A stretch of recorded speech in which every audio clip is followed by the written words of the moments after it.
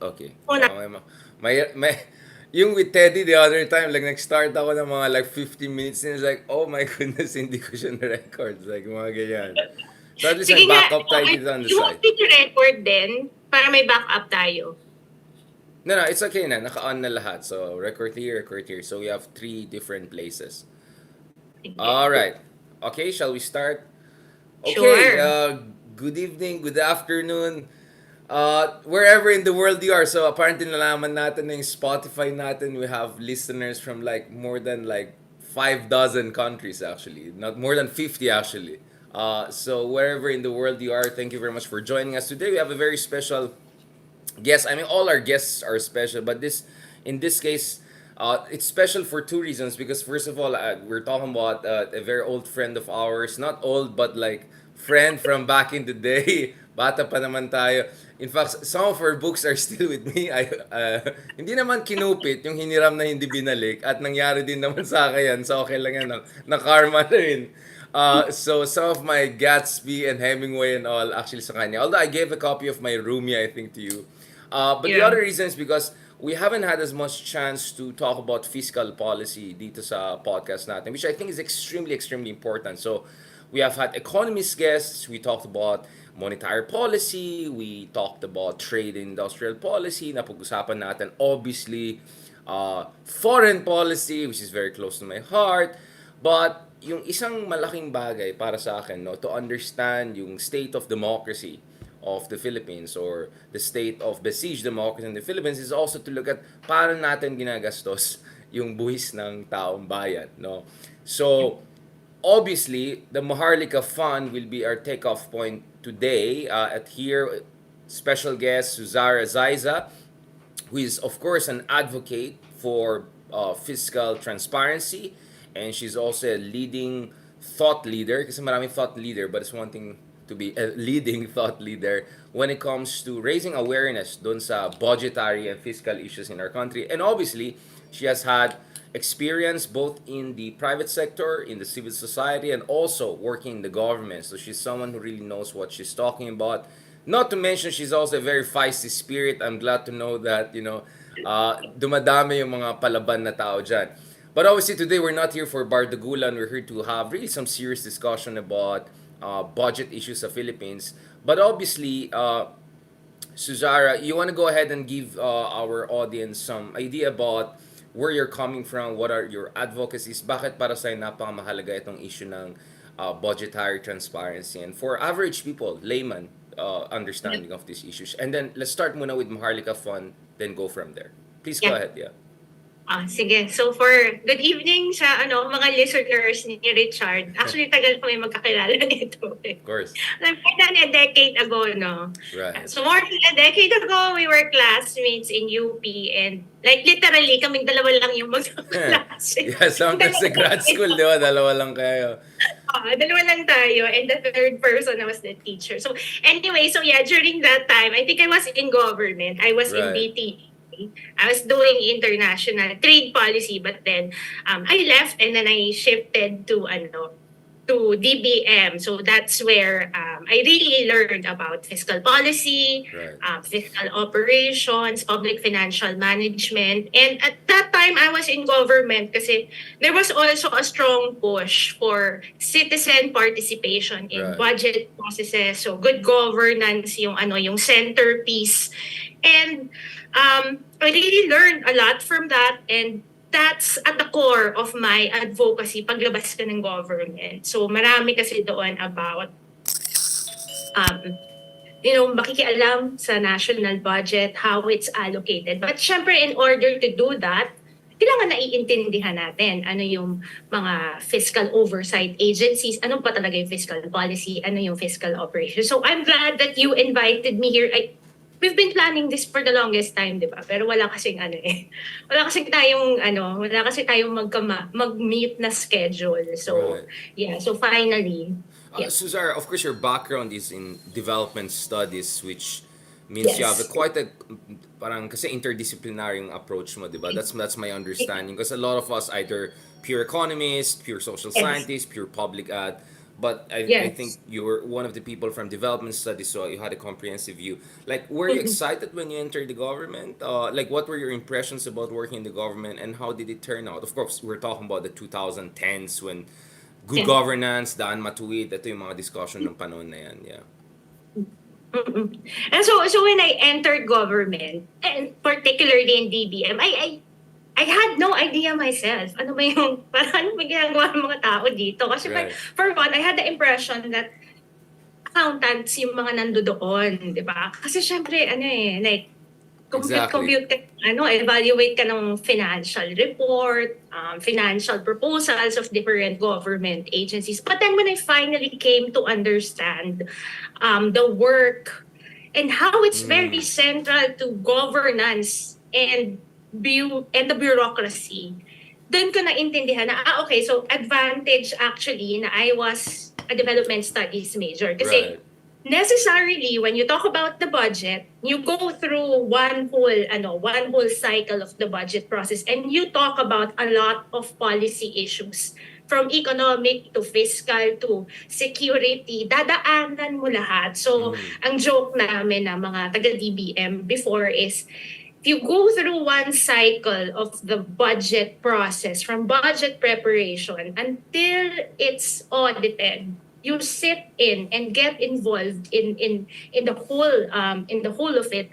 You actually kind of have a master's in public policy, kasi right. ganun karami the breadth of the issues and the depth of the discussion that go into budget hearings. At hindi lang ito Mm, yung sa hindi lang ito budget hearings sa Congress, sa House of Representatives or sa Senate. In the DBM itself, merong budget hearing. So later on yun, na-appreciate ko, and naisip ko, tama lang din pala na doon ako napunta. right. Kasi at least the interdisciplinarity of my degree was very helpful to me.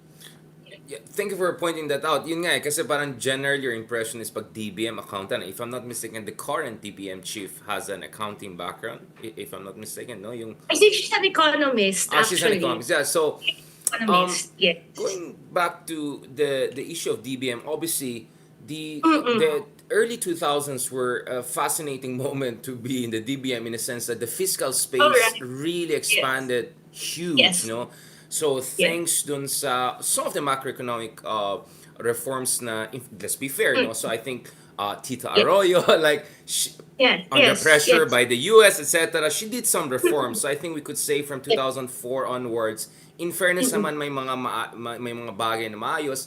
And then when the late President Aquino, God bless his soul, came into picture, continued economic growth, continued yung best parts of the macroeconomic policy of Tita Arroyo in that sense. So we're just saying we're not here to make partisan statements. This is just a reality. So when you Of look at course. the fiscal space, no, yung laki ng budget natin, triple yata within a decade or so, no? And much of Yes. that expansion really was during the Aquino years Mhm. because of, so it's very hard to find any country in the world that had such a huge expansion. I mean, remember back in the day, I was looking at a trillion pesos budget. The next thing I know, there's a quadruple, Yeah. quadrupling of that. Like, as someone who was in Department of Budget Management, can you tell us the experience of, of being in charge of really a massively expanding pie? And what did that create excitement? Did that create worry? I'm saying that because this is also the time of Dan Matuid, di ba? Parang mas maraming pera, pero Yeah. mas ingat din yung gobyerno ngayon dun sa pera na ginagastos, di ba? Yeah, sige. I will answer in Tagalog para mas maraming O, makasunod. So, paki-explain yan in layman language kasi oo. kaya nga na-appreciate ko na ikaw yung guest namin because madali ma-intimidate dito sa numbers, unang-una. At pangalawa, sa issue ng fiscal policy. So, it's both economics and mathematics. Pero Yes. ikaw kasi perfect ka because you're not necessarily from an accounting economics background. Pero parang gets na gets mo talaga yung issue. So, pwede mo explain sa mga hindi rin economists yung background or accounting. Yeah. Okay, so I entered DBM at the start of President Aquino's administration. So yun nga, I came from DTI before. So I was actually Oh, you exposed were in to DTI? I didn't know that. Yes. Sorry. I was in DTI. Uh-huh.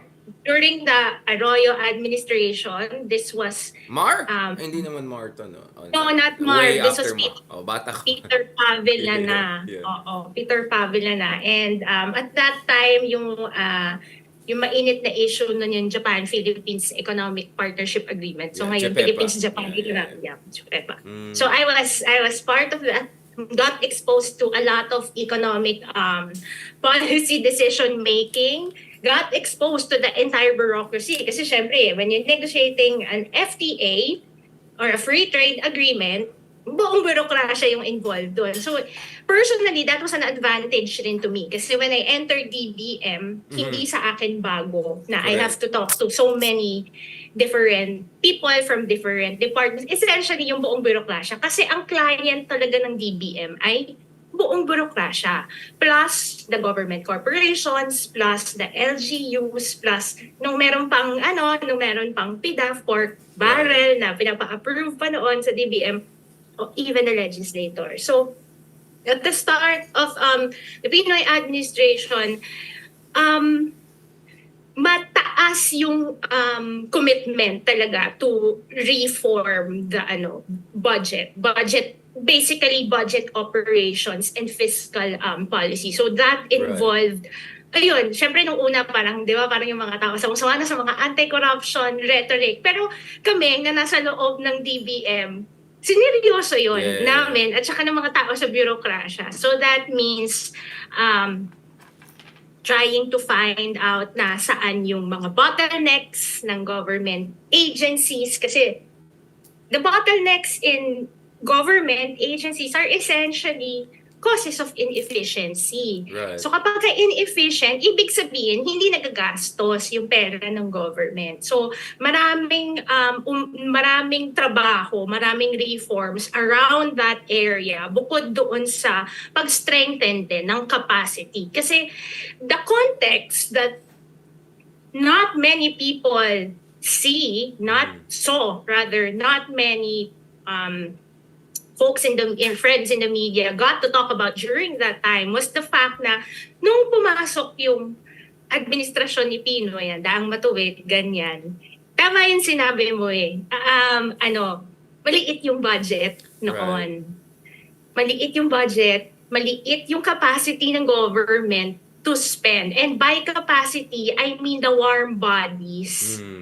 And the technical expertise of people to do procurement. Kaya dati naalala ko nung bago kami sa DBM, ang palaging excuse ng government agencies na didelay ang projects, hindi na i-implement, for example, construction ng roads, construction ng bridges, or whatever socio-economic project you have because of yung procurement law, and it had a lot to do with poor development planning and poor linkage of planning ng mga ahensya sa mga budget officers nila. So yun yung So yung circulation may problema talaga, may clog. Oh, no? yes. I mean there are two things. No? Like one is procurement, another one is disbursement. Kind of related, dalawa na yan. Like I mean, on a very normal human level, like isa sa mga bagay na nakakairita is yung tipong bago mag-election, biglang nagkakaroon ng daming road construction, etc. Kasi bawal na pagdating sa election. So,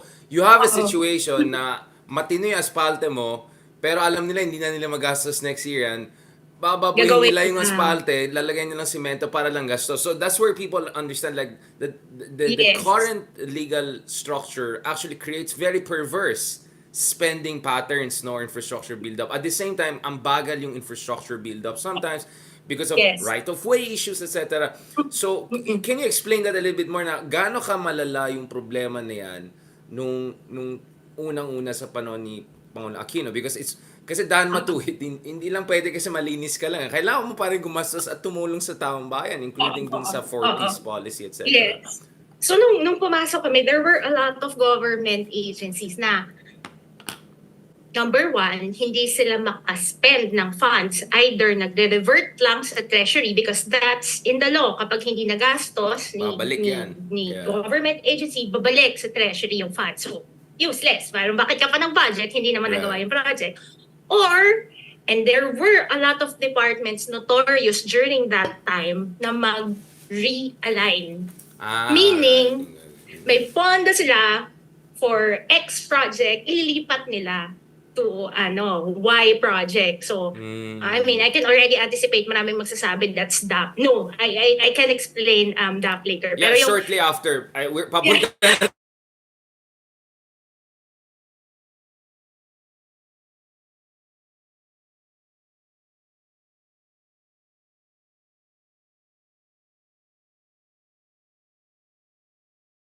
agency, ano yung gagawin niya talaga the project? And when government agencies keep shifting, keep realigning their funds, delayed rin yung procurement dyan. And so you had a regime, a budget regime that was operating in 2 years. Imbis na yung projects, binudget for 1 year, para matapos during that year, magsispill over siya to the next year. Yun yung kumbaga naging Right. practice sa bureaucracia. So medyo Naging sabog. I mean, to put it in layman, Oh, medyo yes. sabog talaga eh. So, hindi lang, yun nga eh, kasi ang tingin ng tao, ang problema lang corruption, which is like ninanakaw. Pero actually, ang dami rin nasasayang dahil hindi nagagastos or hindi na-allocate na mabuti Yes. or ang dami mga leakages dito sa pipelines na yan. So, Yes. hindi lang nakaw Yes. yung problema. Exactly, yeah. Yes. Kasi hindi lang siya yung corruption the way, Exactly, yeah. the way we know it, the way we Right. perceive it na, alam mo yun, magpapad ng budget proposals. Ganyan, hindi lang yun yung mas mahirap na problema actually yung capacity ng burokrasya Oo. ng Pilipinas. And I always say this when I give talks about the budget. Very good Isa point. isa kasi sa mga naging issue din dyan is hindi kasi din na-develop yung institutional capacity. Kasi if you Right. remember during the Asian financial crisis, so syempre, mababa yung revenues, pero ng deficit then President Arroyo's government was basically constrained to impose austerity measures. So part yan ang sinasabi mo na Right. she was basically forced by other Foreign other partners. Yeah, 2004 Yes, yata lang partners. nag-start diba? So, 1997, 1998, ito yung Asian financial crisis. In fact, if I'm correct me if we digress, but I think this is important again to give context kasi we don't want this to be a partisan, he's bad, that kasi Yeah. things were kind of improving during Ramos in terms of tax collection, right? I think our Yes. tax effort was 15%. And then I think bumaksak siya sa 11 or 12% pa noon ni ERAP. So you can imagine how bad things were when Tita Arroyo took over, right? To be also fair to Tita Arroyo, di ba? So essentially we lost almost a decade there, like from 1998 all the way to 2004 and 5. And then nag-start pa lang tayo magayos, di ba? Oo. And we're just talking about the level of revenues that government can have.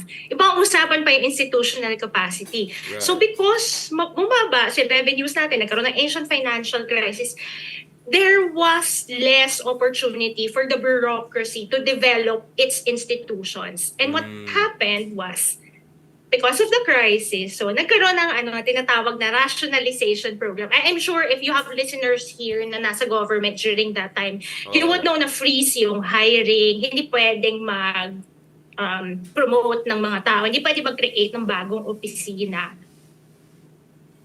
Basically, forestalled yung development ng institutional capacity mo. So parang, kumbaga kung airlines, mamaya na ako mag-thank you sa Philippine Airlines by the way. Parang dumami yung flights mo, parang yung flight attendants mo, yung piloto mo, yung staff mo kulang, di ba? So even if mas Yes. marami kang budget to run things, kung kulang ka sa staff and personnel, magkakaroon na Yes. implications yan eventually, di ba? Yes. Yeah, exactly. Yeah, so pumasok yung Aquino administration, ganun na. And then slowly, because the economy was growing, na nagkaroon ng reforms to plug the leakages, so kahit papano yung mga pera na sasayang na ma-maximize. But then you had that problem of institutional capacity. I-remember yung sinasabi kong planning pa lang and budgeting. Naku, notorious, maraming government agencies na So gano'n. sorry to cut you. So, pag sinabi mong institutional capacity, sinasabi mo kulang ng personnel, kulang ng mga sapat na batas para alam mo nang gagawin mo yung SOPs, kulang ng supervision. Essentially, yun ang ibig sabihin, di ba? Yes, Para yes. lang magigets ng tao. Kasi syempre tayo sa ating policy lingo, we always use mga term institutionalization. Pero sa Yes. madaling salita, anong anong problema sa yung mga yun, di ba? Yung mga kulang ng staff, kulang ng supervision, Yes. etc. Yeah. Yes. For example, just so it's less abstract for your listeners. Pa-concrete natin. Yung procurement. 'Di ba? Sabi ko kanina parang laging yun yung excuse. Laging yun yung alibi ng mga agencies. Pero sa isang banda, valid rin yung complaint nila. You know why? Because even if we had the Government Procurement Reform Act, right, back early administration ni GMA, there were no permanent procurement units in government. It was all ad hoc. Meaning, so parang medyo, kunyari Yeah, ikaw, gets ko analyst ka, ako Yeah. analyst sa Yeah. kabilang bureau. Part-time ng back, pero ad hoc. So Yeah. it's on top of the regular Right. job that we're doing. So walang can you- clearing house na, di ba, eto pupunta dito dyan. Kanya-kanyang diskarte na yan, parang ganun. It's not that walang clearinghouse. It's more of Shucks, ang sabog pala nung... I mean, It's more- kailangan natin Kaya pag-usapan, sabog talaga yung mga institution natin, di ba? Yun yung sinasabi natin. Again, mamaya na natin pag-usapan yung corruption mismo na talagang kinukuha yung pera. Ito yung, Yes. andun na nga yung pera, hindi natin alam gagawin natin kasi wala tayong sapat na kakayahan na i-disperse na mabuti, mag-procure tayong projects. Yeah. So yan yung context. And then here comes the Aquino administration trying to implement a lot of socio-economic development Si Sir projects. Abad, no? Si Secretary Abad ang pinili ng DBM, di ba? This time. Yes. Bakit? Because of his background in understanding governance, politics. Can you also explain what's your understanding of that? Yeah. Again, this is in a totally non-partisan fashion. Kaya nga, we're just trying to be fair here because we're just trying to understand if this is so important for the president, we also want to understand the choices that he made. Was Secretary Abad the right person in your opinion? Yes. I mean, of course, I would say yes, having worked with him for the longest time. Kasi Secretary Abad had experience in the bureaucracy. So he was, for a time, nung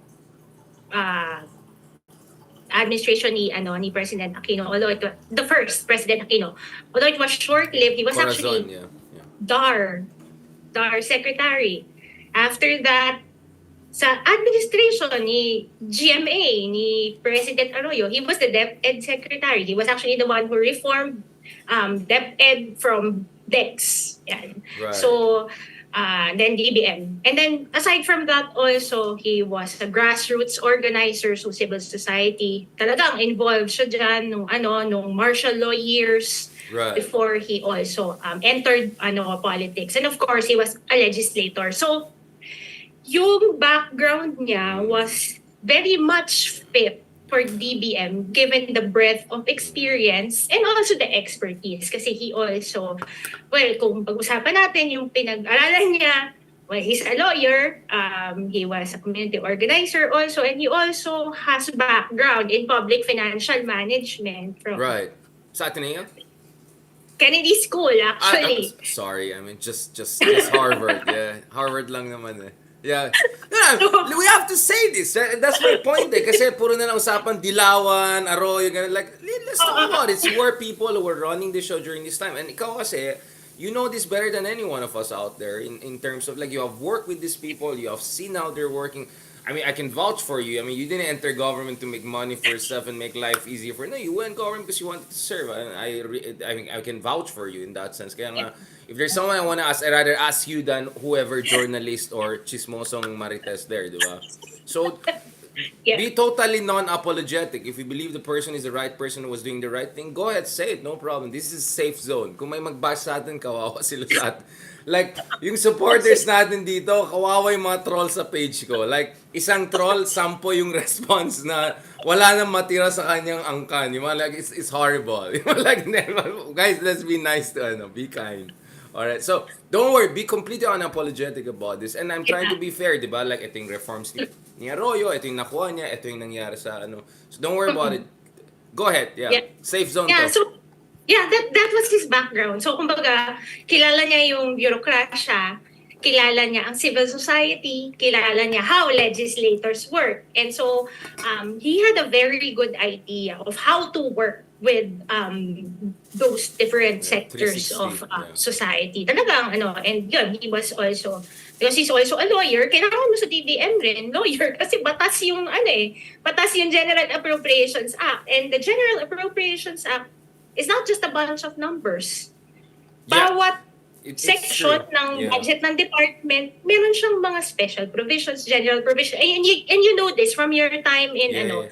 Ako in kasi, Suzara, for me, I was just suggesting, talking to some friends, kailangan talaga ng legal education anyone working, especially in the technocratic offices, like, for instance, Balisakan and Competition Commission, etc. You cannot just be Yeah. economist. You have to understand ano yung batas para maintindihan mo paano mo ma-implement yung mga technocratic vision Yes. mo. So, but as I said, I appreciate the fact that Secretary Yeah. Abad was not just another lawyer, because we have a lot of lawyers, but it's someone who also understands finance and public Yeah. administration, which is very, very important. So Yes. thank you for Yes. pointing that out. Yeah, so Yes. you work for him, and then, like, what was the strategy, grand strategy, deal with this mess, right? And what transpired? Kasi papunta na tayo sa DAP, because I want to understand what was the logic behind DAP.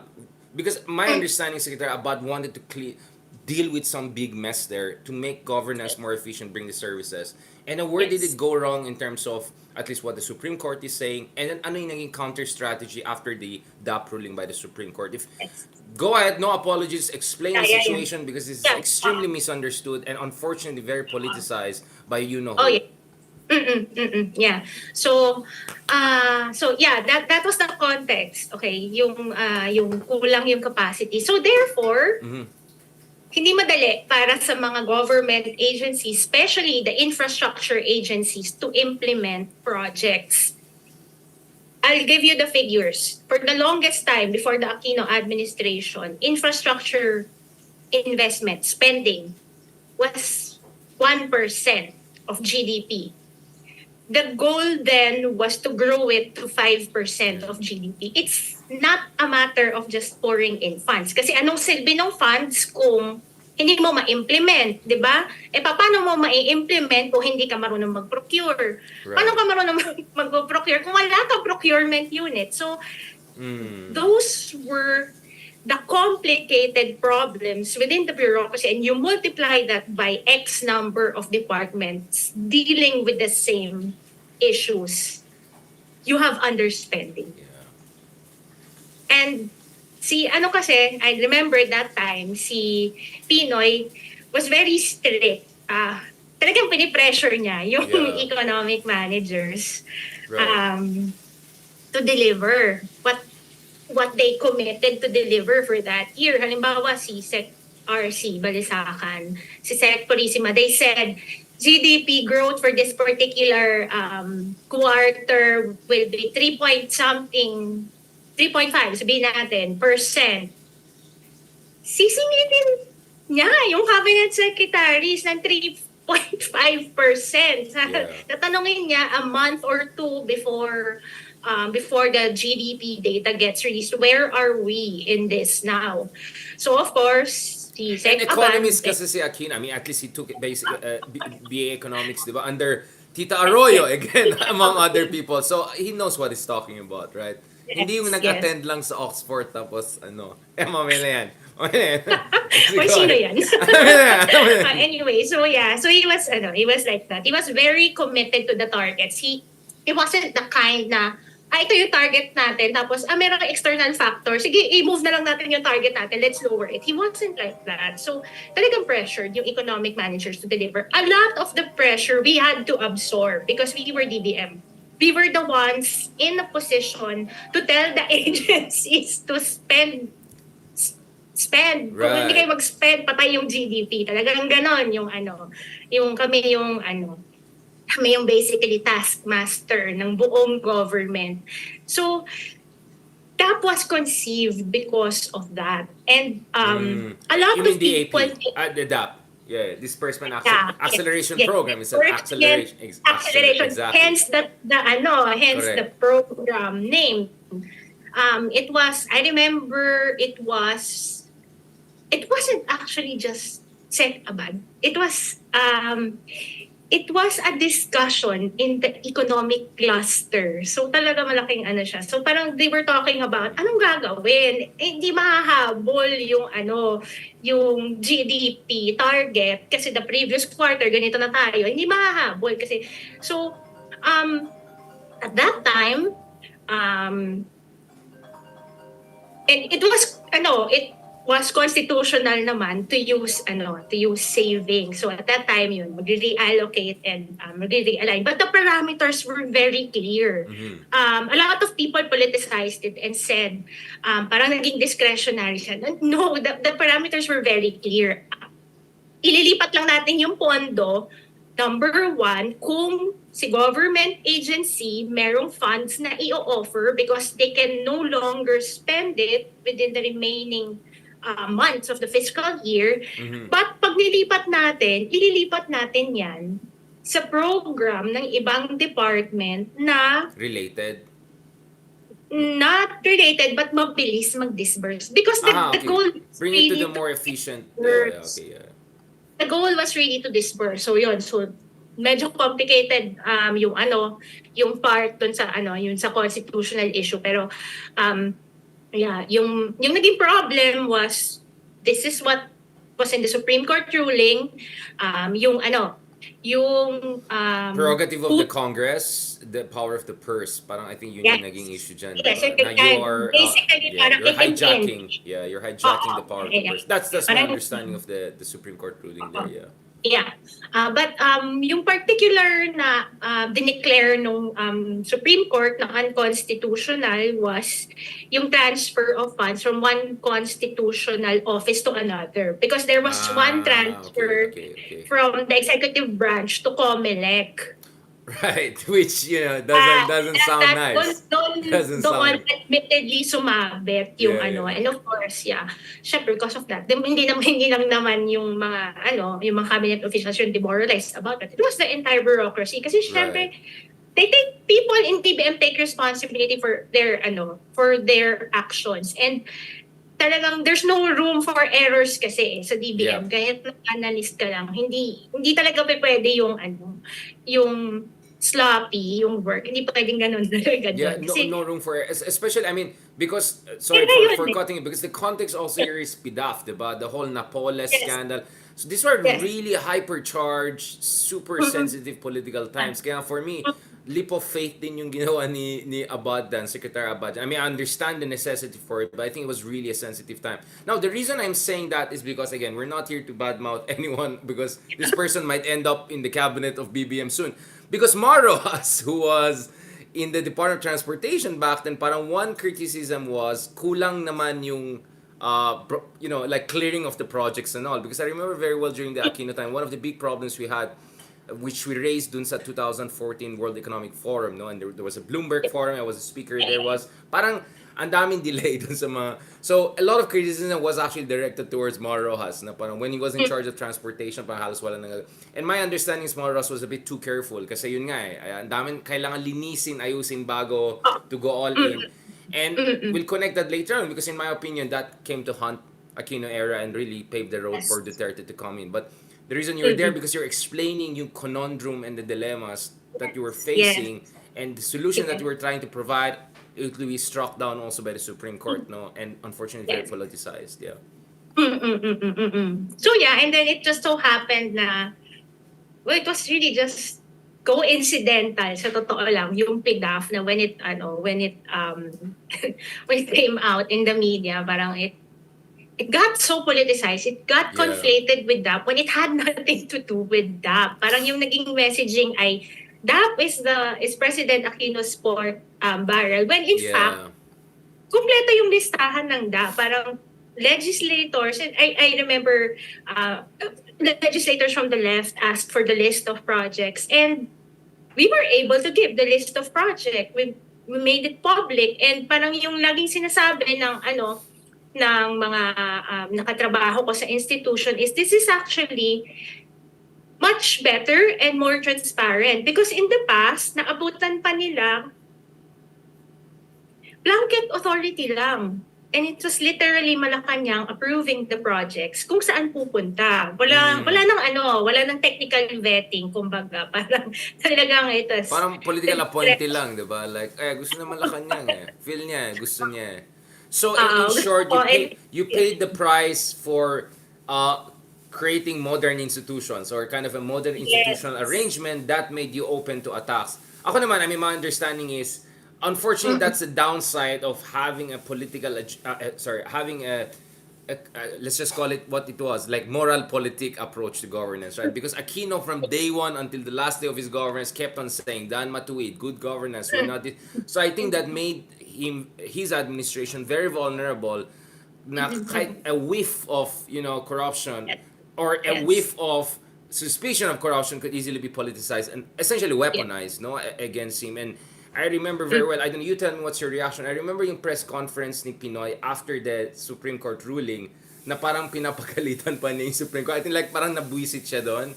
And I think his understanding was like, nakikipopulist na yung Supreme Court na they were like trying to ride on this good government. But for me, like, well, that's what happens if that's what you do, right? Like, this is the problem. It comes back to haunt you in one way. I completely understand from a technical standpoint, this is not a pork bar, etc.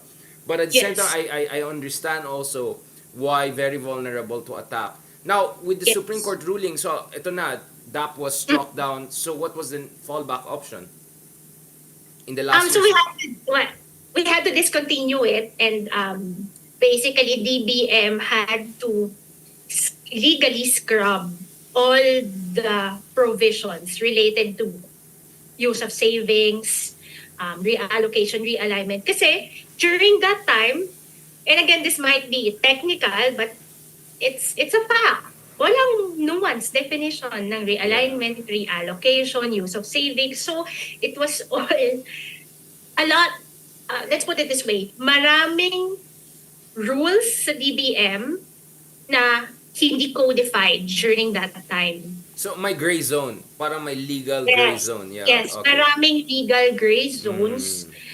There was no operations manual for the entire government. So ganon, kasi you have to remember also, ilang decades lang yun after EDSA and the 1987 Constitution, when basically you overhauled the entire Yes. government.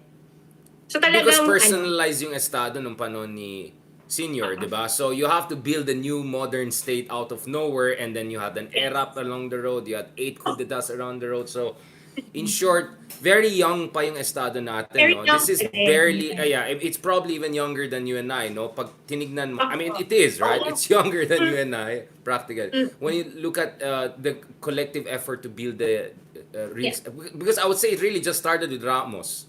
Because panahon ni Corazon, it's just coups and mess, right? Yes, Really, yes. Ramos was the first one who started it. So this is barely a 3-decade-old modern state building approach. Just to put things into context, diba? Kasi naalala ko sa Succession, sorry for Succession, spoiler, sabi nung si Skarsgård dun, oh, America, you're just a 50-year-old democracy. You're kind of like Botswana, sabi niya. Of course, he was referring to, when the African Americans had enough vote. I mean, sufficient rights compared to, so parang for me, that kind of helped me. Oh nga, no, if titingnan mo yung Pilipinas, our modern state effort is just like 3 decades old, right? Because we really Yes. never had something modern until then. So can you tell me a little bit about, so after that, how did the Aquino administration approach this issue? And did you feel the pressure for infrastructure spending? Because this was increasingly becoming a popular issue, di ba? Naalala mo yung traffic ng 2015, 2016, I mean, lumalala. So traffic was a political issue by this time. And then si Mar said something like, dahil umasenso tayo, or like, you know what I'm saying? Like, that's really where Duterte was born, as a populist agenda, right? Yeah.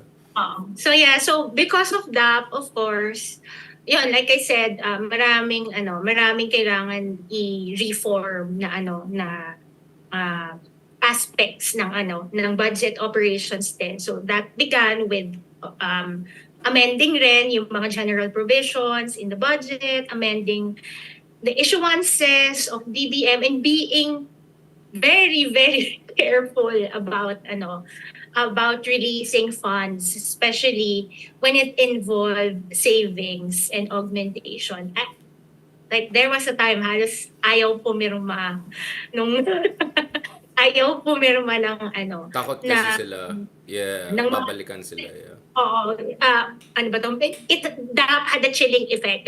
That's how May stigma na. Tech Yeah. about used to characterize that period after the DAP ruling. So it had a lot of chilling effect. And that's not also good kasi kapag natakot na yung mga career officials mo na pumirma, paano na naman gagalaw yung mga projects, di ba? Right. Parang if I'm a director in the OTR, for example, and we're going to procure for yung I remember yung yung procurement ng additional MRT cars. Kung ikaw yung director, ikaw yung ASIC, ikaw yung USEC, right after that, di ka pa matatakot pumirma ng mga procurement documents, ng mga contract agreements, service agreements, whatever. So I'm not making excuses, of course, for No, this is just an objective analysis of the state of play, no? Yeah. So, but that was it. People in the entire bureaucracy felt it. yeah. Talagang may chilling effect sa lahat ng especially yung mga career officials who some of them during that time pa-retire na sila eh. So, syempre na yan, mas risk averse na sila sa mga Kaya and nga more kasi cautious. Suzar, my reading was we had a situation which was unique, which was more like a crime of omission, right? Like usually the problem is crime of commission, as in commission literally sometimes commission, right? But I think one problem we had back then is crime of omission because of this fear na baka masangkot ka sa kung ano-anong ek.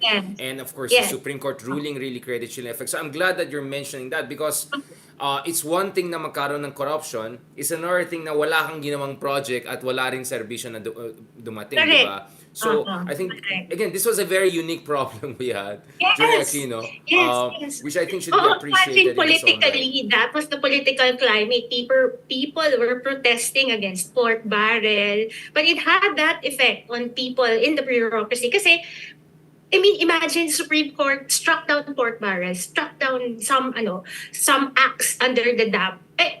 And paano kami gagalaw? Alam mo yung ganong feeling ng mga mga tao sa yung mga technocrats in the bureaucracy. So that partly explains this kind of imbalance, Zara, which is like on one hand, Philippines' economic growth is very high, but the public infrastructure, a lot of services are still nowhere close to that. So meron kang parang weird imbalance na ganun, di ba? So, and I think that again had political implications. So, yun nga, again, I want people, because there's a tragic aspect to this, di ba? There's a tragic aspect to this. Again, just to be fair, ako for me, like, again, I know maybe it looks like I'm digressing, but like for me, if you look at the earlier years of Marcos Sr., I think he really had grand vision for the country. He was among the smarter presidents we had, but there was a tragic, cronyism and all of that later on. Dito naman with the Pinoy time, there was really, I think, a vision for a clean government, etc. But then again, that came to haunt it because it made it very difficult to make big decisions, fiscal, policy, project decisions that could, make you vulnerable to the very things you're fighting against, right? So and here you can see, because I would say that Aquino administration was really the high watermark of post-Marcos era in terms of pushing for clean, good governance. At the same time, ang daming kakulangan na nangyari. And part of that is because of what we're discussing here. Now, if you were gonna give just kind of a fair scoring system, like san tama yung how do you again, of course you keep on talking about the structural constraints, no, legal constraints, circumstances, but san siguro naging sana mas proactive or sana mas ingat ang Aquino administration? Where do you think it was strong and where do you think it could have done better? And what, again, kasi for us yun nga yung problema eh. In the normal public discourse, it's a question of sinong masama, sinong hindi, right? But for me, each administration had its strengths and weaknesses. So what is your assessment of the Aquino administration in terms of strengths and weaknesses? From a fiscal, budgetary standpoint, yeah. Oo. From a fiscal and budgetary standpoint, I think honestly, I wish we communicated it more to the public. Kasi it was only how do I say this? Parang the efforts kasi at fiscal consolidation, Right. pushing for economic growth, lowering the poverty numbers. Mas appreciated siya nung international community but not Kasi walang the budget, babe. Oo. the Kailangan ng... No, I'm being Argentina. honest, right? Yun yung kulang nun eh. Yung mga pro-Aquino influencers, I'm not sure how many of them were really, good communicators of public policy in the ways that you're doing today, right? So I think you're right. Kulang ng budget, babe, on Yeah, Twitter. yeah, No, yeah. I mean, it sounds funny, but actually I'm being honest. I think yun yung kulang nun. And that's why I'm doing what I'm doing, right? Why do you think I'm doing all of these things? Because ang realization ko is kulang talaga bloggers, Yeah. thought leaders who reach out to the Oo, people. oo. Because even Yeah, I, back then, as a political science person, was not really appreciating a lot of these nitty gritty issues. But you're absolutely right. yeah, Internationally, you go to Bloomberg, you go to Wall Street Journal, Pastar ang yeah, Philippines. No? But locally, people are wondering, nasaan yung mga yeah. proyekto? Nasaan yung ganun? Hindi nila na-appreciate yung problema. Yeah. Oo. I think kasi part of it was also because the administration set really high targets for Yeah. itself. Ang taas kasi talaga. So, the moment na makaramdam talaga ng dissatisfaction yung mga tao, even if people in the I agree. bureaucracy have done a lot of I mean, it's to be fair to be fair rin sa mga sa cabinet, hindi rin biro kasi to marshal the entire bureaucracy towards a singular goal. Let's deliver services and let's make sure we hit our economic growth targets. Right. So talagang yun from top down. Yun yung may vision yung bureaucracia, and the people were motivated to pitch in depending on the kind of work that they do. And I mean, I'm not saying this na not saying this na subjective lang yung yung comment ko. These are actually comments from a lot of people in the bureaucracy that I know. Yun yung general feeling nila. But yeah, I wish we communicated a lot more because Yeah. Pero yun nga yun din yung challenge yung ang hirap din naman kasing i-communicate nung constitutional issues, tapos naunahan ka na ng mga bloggers. Yeah. And at that time wala namang ganun yung government, but the government during President Aquino's time had very, very little funds for communication. President Aquino was somehow allergic to communications funds. And sa kanya, let's maximize public funds for public goods and services. So, yun. Yeah, And, so I would say it was a combination of perhaps complacency and some would even say hubris, right? This idea na, magpasalamat sila, we're doing our best here, di ba? Parang, which I think is naive in the context of the Philippines of how emotionally charged they were. There were many Arroyo supporters who were very angry. There are many Yes. supporters of many people who are not happy. I know that one of the most rabid supporters of Duterte, for instance, later on, were people who work with Justice Corona, for instance. So Aquino administration was making a lot of enemies.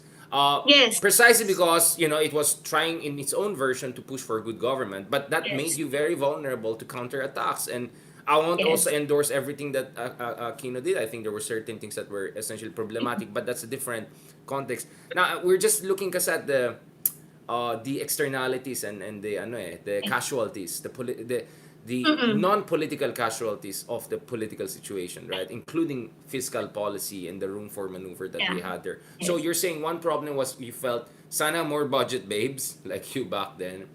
The other one was what was it? What was the other one again? Sorry, medyo may lagnat ako. I mean, generally better communicating it. The early Yeah. comes, yes. Yeah. What else? What else? I mean, do you think there was a lack of political will or too much political will? I mean, what was going on there? I wouldn't wouldn't say lack of political will kasi there was actually so much political will. That's why ang daming na ang daming na achieve in 6 years. I mean, halimbawa yung pag-pave ng lahat ng national roads. I mean, 3 decades for the longest time hindi na pave lahat ng national roads, and the administration was able to do that. Yung classrooms, yung school buildings ng DepEd, na-close yung gap, including the gap nung administration ni And President. there was the Yolanda, right? The Yolanda There was situation, the- which was like once every 50 years, diba? At least back then, Yes, before climate change yes, getting worse. yes. Oo. So I think yun, yung Yolanda rin caused a lot of of political damage kasi yun, hindi rin siguro well, to me, hindi rin siguro nag-communicate effectively yung government during that time. So, I mean, hindi nag-communicate in the sense na it didn't harness whatever was emerging, the emerging platforms at that time. Yeah. Kasi ayaw rin kasi nila ng one of the things rin that they were very serious about was yung attempt to dismantle patronage politics. So that's why kapag may projects, ayaw nila na it's attributed to President Aquino, it's attributed to anyone. So wala yung mga papogi pictures in projects. So like, imagine pag may may road project, makikita mo yung form ng COA na ito ganyan how much the credit grabbing hashtag credit and so grabbing. it was you're right because we didn't really communicate a lot about the achievements. It was so easy to credit grab, especially yung mga infrastructure projects na natapos during the first year of President Duterte's term. At marami yun. Yeah, exactly. So like hashtag. I mean, Marcos is gonna do a lot to Duterte too, and a lot of Duterte projects are gonna finish under his term, including yung Metro project.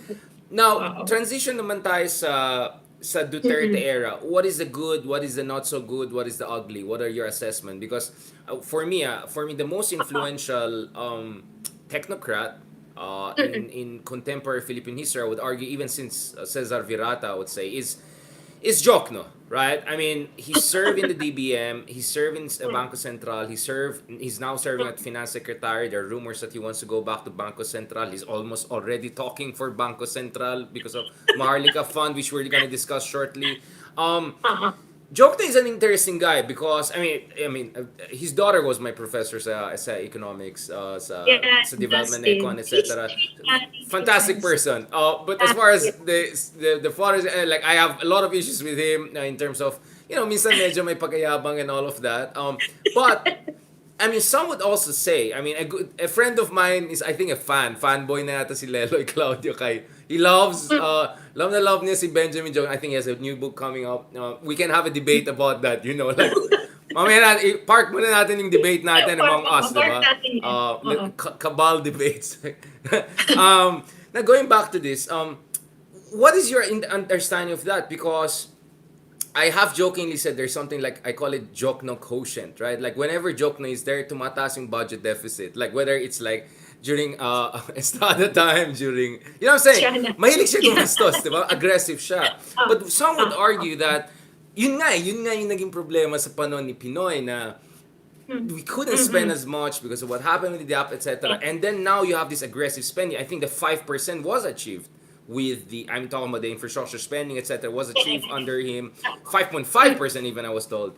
Tax effort is pretty decent, 15.5%. So, like, the numbers are not looking too bad, right? So, what do you think were the things that went right during the... So, obviously, it's not Digong himself, right? Because he knows nothing about macroeconomics. We were talking about the technocrats, right? So, yes. What's your assessment of Jokno as a DBM secretary? What did he get right? What did he didn't get so right? And then let's transition na to Maharlika Fund. Kasi para sa akin, hindi tayo pwede mag-usap ng Maharlika Fund unless i-clear muna natin itong landscape, the fiscal landscape in the country. And let's be fair, we're trying to be as non-partisan possible and fair as possible. Yes. Yeah. So, yun, si Secretary Jokno, of course, was Budget Secretary of ERA. And yun nga, so basically hindi natapos yung term niya because na-oust si ERA. Anyway, so he returned to DBM nung term ni President Duterte. And Secretary Jokno is actually, I believe, a USEC. Yeah, before he was He was number 2 before. He was number 2. He was USEC before he was budget secretary during absence. So definitely he was familiar with the institution. Exactly. Talagang parang hindi mo naman din I mean, you cannot question rin his merits. Sources are to come in. Sorry. I mean, the reason also I kind of find Jokno interesting is that his undergrad is actually not economics, public at siya. And if you look at his dissertations at Syracuse University, LGU, governance and fiscal issue nakikita niya. So he's quite unique, right? He's not your typical top comptroller, right? You usually have accounting and economics background. So he has a very strong public art background also, which I think is a strength in a way. Now, whether he used it properly, let's discuss that. Yeah. So that was his background. And well, to be fair to Secretary Jokno, many of the budget reforms, especially yung especially those that had to do with improving public financial management, many of those that were started naman by the Aquino administration, tinuloy naman niya. But one of the major things lang that he abolished and discontinued was yung bottom-up budgeting. Because for him, in his view, that was a tool for patronage politics. Right. But that's another issue altogether. So yun yung niya. Sorry, do you want to discuss the bottom-up budgeting? Ito ba yung Porta Alegre? I mean, this is the World Social Forum ba yung pinanggalingan yan, di ba? Which is the idea that you give the community a say in allocation of funds. Like, kung sa tingin nyo, mas mahalagang health kaysa road building, discuss that with the people, right? Can you discuss that? Because I think parang along with Bolsa Familia, I mean like the 4Ps, there are a lot of things we pick up from Latin America, right? Progressive. Yes. Can you, the problem though is like it comes into the Philippines, suddenly gets diluted, right, by our political economy. Can you explain that? The whole participatory budgeting, So that's actually one major reform then that was introduced in DBM. So participatory everything, participatory governance, participatory budgeting. And participatory budgeting was a huge program of the Aquino administration together with the 4Ps program. The 4Ps program was not legislated pa during that time. And like yung mga ibang projects din naman, it started if I'm not mistaken, parang a smaller scope nung GMA admin, but it was expanded nationwide during the Pinoy admin. So in tandem with bottom up budgeting, that was essentially two of the strategies to towards poverty alleviation and of course empowering the grassroots. Kasi yung 4Ps hindi naman siya yung dole out lang talaga kasi 'di ba may conditional, kaya nga siya conditional cash transfer. So those two programs were essentially inspired by programs that were implemented in Latin America. But ang difference natin kasi is we were more ambitious than the Latin American inspiration kasi we implemented it nationwide yung sa Latin America. Except for tong si Bolsa Familia. Yeah, Brazil was nationwide and Brazil is a big country. Brazil was nationwide, but their bottom-up budgeting version was like a pilot in one municipality. Sa Porta Alegre, just one, like Cebu nila, parang just to put it, the rough equivalent yung Cebu nila, And so bottom-up budgeting was done on a nationwide levels. Actually, when I left government and I was working for USAID projects, and I go and I do field work, marami pa ako nakakausap noon na communities telling me how it changed their livelihood. Yung iba parang for the longest time, like one community in outside, what's that, yung surfing town sa Siargao.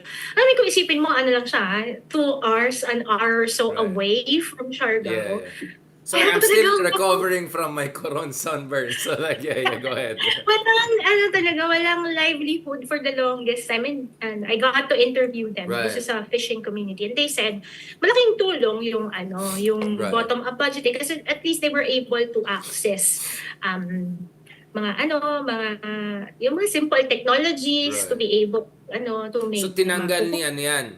Tinanggal ni that was scrapped by Joke, Secretary no? Joke, no. Right. Um, and then I remember when his first couple of years in DBM, he also implemented yung cash-based budgeting reform. And Yeah, in principle, paki-explain again. Yeah, paki-explain. cash-based budgeting reforms basically means what you put in the budget, in the appropriations law, is the actual amount that you're going to spend during that fiscal year. So, halimbawa ako, department secretary ako ng DPWH. And then I said, for 2024, I'm going to spend 100 billion pesos. Yun yung ilalagay sa budget. And dapat, by the end of 2024, na-spend ko talaga yung 100 billion pesos. That's essentially cash-based budgeting. That was his antidote to underspending. Kasi remember, yun yung pinanggalingan. So yun yung DAP niya. Yun yung DAP ni Joke, no? If I could put it that way. Yun yung reform niya. Right. Yun yung So reform. he had a similar diagnosis of the problem and then he came up with his own version of solution, right? I mean, Yes. Oo. And this is where I don't agree with him because cash-based budgeting may fix the numbers. It may appear that spending improved, but it doesn't solve.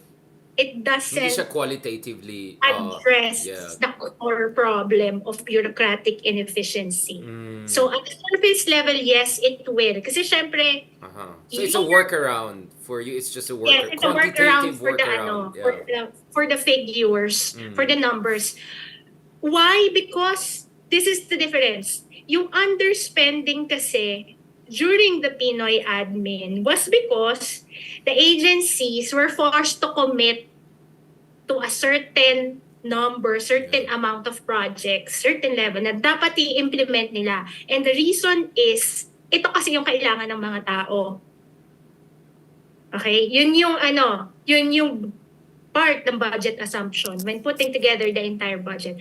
But in cash-based budgeting, it's different. The question is, what can bureaucratic agencies realistically spend? And what bureaucratic agencies say they can spend is not necessarily the level of spending that's needed to address your socio-economic problems. So may may pagka-Soviet Union China system is like we want the local government to spend this much on infrastructure, right? So it's like you just meet targets even if those targets themselves are questionable in whether you may absorption capacity, whether yun ang kailangan. I get what you're saying. It's very quantitative. It doesn't have a qualitative appreciation Yes, of it doesn't have actual needs qualitative on the ground. dimension. Yeah, I get what you're saying. And absorption capacity of bureaucracy. Yes. But it's still it's still a move away from the. I mean, again, I'm not trying to apologize for what happened, but I'm just saying like that workaround at least help for the GDP growth to be sustained, right? Because at least you're getting money out. Again, we're not saying it's a good solution. It's an optimal solution, but it's definitely better than status quo ante, right? Yes, and from a technical standpoint also, that also forces, that disciplines agencies rin na huwag kayong mag-budget ng hindi nyo naman pala kayang gastos. Parang that's also part of discipline. Okay, Tama naman din. Parang to a certain extent, may point naman exactly, din. It also forces, it also disciplines government agencies to stick to their target spending levels. But the thing is, my other criticism with that reform is that it was not uniformly applied across the bureaucracy. Kasi ang basis nito ay bibigyan mo ng budget kung sino yung nakaka-spend. But if you don't get to spend, di ba, you hear that naman in the budget hearings, the budget gets cut. But that's not the case with the DPWH. That's not the case with PNP. Ano? Right. So may mga let's just say favored sectors, May diba?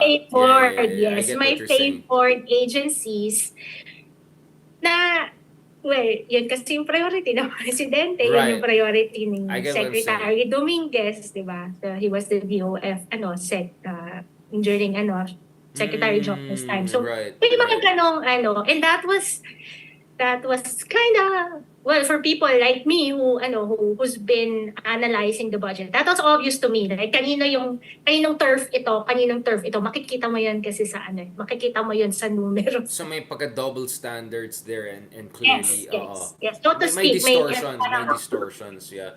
yes, in But the implementation. DPWH spend a lot under Duterte, didn't they? I mean, not big. I think pagdating sa big ticket infrastructure projects, like they barely finished like 12 to 16 out of 100 plus build ni Tatay Digong, di ba?